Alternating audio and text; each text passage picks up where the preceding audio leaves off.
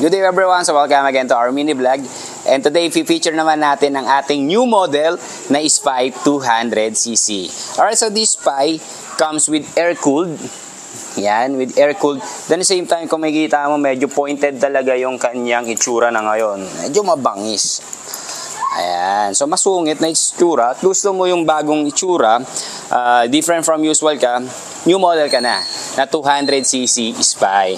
Siyempre, agandahan sa kanya, meron siyang 10 inches na mugs. Yan o. Mugs type. Same time, meron pa rin siyang signal light. Alright, so may shock absorber. Then at the same time, ang kagandahan sa kanya, double lock na rin ang kanyang axle. Ayan o. Ang axle niya, double lock na rin. Okay, kaliwa't kanan. Ito yung kaliwa. So may kita mo dito. Ayan, yung kaliwa na lock.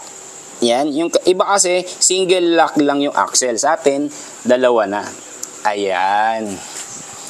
So makikita mo, napaka-pointed niya at gwapong-gwapo. This 200cc comes with automatic transmission. At the same time, meron pa rin siyang kickstart. Just in case na malobat ka, may kickstart pa rin siya. Ayan, kickstart. Then at the same time, protection para sa ating kamay, meron siyang handguard. Alright. So, testing naman natin siya. Ito ang kanyang susi. Testing natin siya. Twin pipe to. Kaya, labas na labas din talaga yung kanyang power. Once na ni-revolution natin siya. Check natin. Ayan. So, makikita mo yung ingay. Ayan. Maririnig mo. Forward tayo. Ayan. At sa yung sitting position niya, napaka-komportable talaga. Ayan o. Pasok na pasok ang gwapo. Ito yung twin pipe na sinasabi ko. Ayan, twin pipe. Then tail light, then brake light. Yan ang kagandaan. May signal light din syempre. Left and right. Ayan. Then hazard. Ayan. So reverse naman po tayo.